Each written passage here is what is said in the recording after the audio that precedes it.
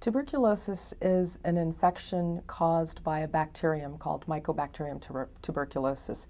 It usually infects the lungs, and patients will have coughing and fever, night sweats, chills, weight loss, and even coughing up blood. They can actually die if they don't get treatment. However, it can also affect other organs, including bones and the brain, the intestines. Most commonly, we see it in the lung, however.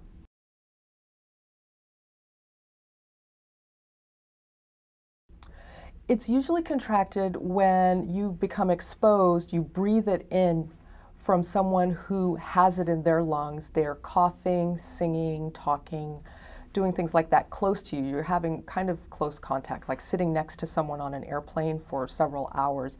You can breathe in the bacteria yourself, and then it can settle in your lungs. That doesn't mean you actually have the disease. It means you've had an exposure.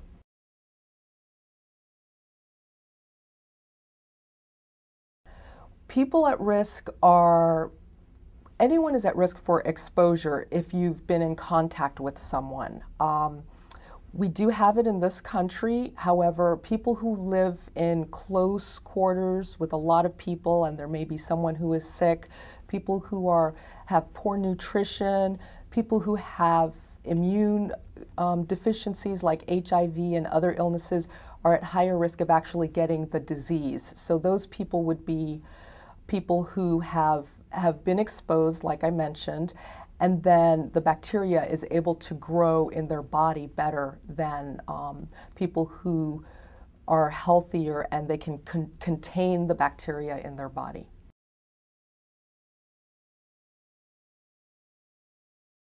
Often what we do to detect it, people come in with symptoms. And they may, like I said, they have the coughing or the night sweats, the fever. And if we're concerned about pulmonary tuberculosis, which is in the lung, then we'll do a chest x-ray, and we usually see it on an x-ray, or we'll do a CAT scan.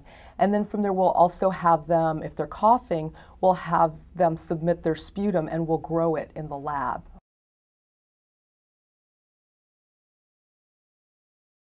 The actual disease of tuberculosis, where you have actively growing bacteria, we actually have to treat for quite some time. It depends on where it is, if it's in your lung or in your bone or in your brain, because that determines how long.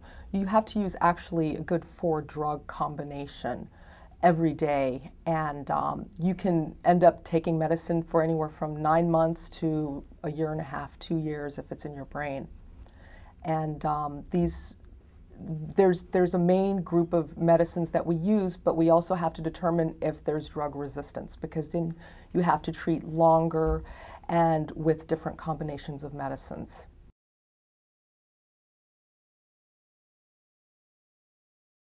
One of the important things is that if you should get tested. You can get a skin test called a PPD, or you can get a blood test called a quantiferon to see if you've been exposed, because then that doesn't mean you have the disease. It just means that you've had some of the bacteria in your body, and you can take one medicine for 6 months to prevent actual disease.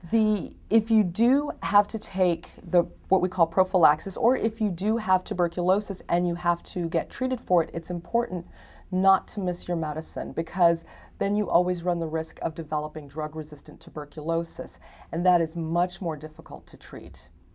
So one of the important things is always take your medicine for the duration that your doctor tells you, and try not to miss any of your doses.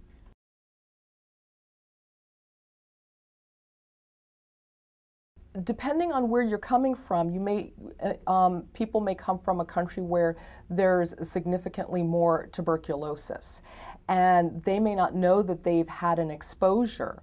And we see this quite often, where people will come here and maybe they develop illness with their liver or other conditions which make them compromised with respect to their immune system, and then we test them and see that they've had an exposure to tuberculosis, or they may even have tuberculosis somewhere like in their spine or something, and they didn't even know until they actually started having symptoms of something else.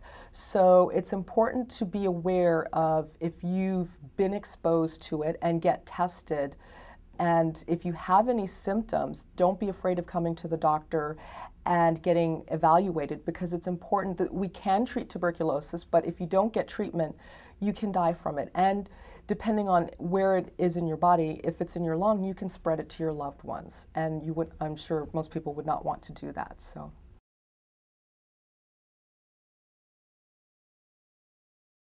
It includes fevers, night sweats. This can be for a long period of time, for weeks to months. Weight loss. If it's in your lung, you can have coughing, you can be bringing up blood, having chills, loss of appetite. You'll often notice with the weight loss that your clothes will start getting more baggy, but that's not absolutely true all the time. In addition, if you have it somewhere like in your spine, people come in with back pain, constant back pain, and maybe some fevers then also. You can also see patients who have it in their brain, like a meningitis, and they can have terrible, terrible headaches with some fevers, and everything, it looks like there's an infection, but you can't identify the infection. That could be tuberculosis.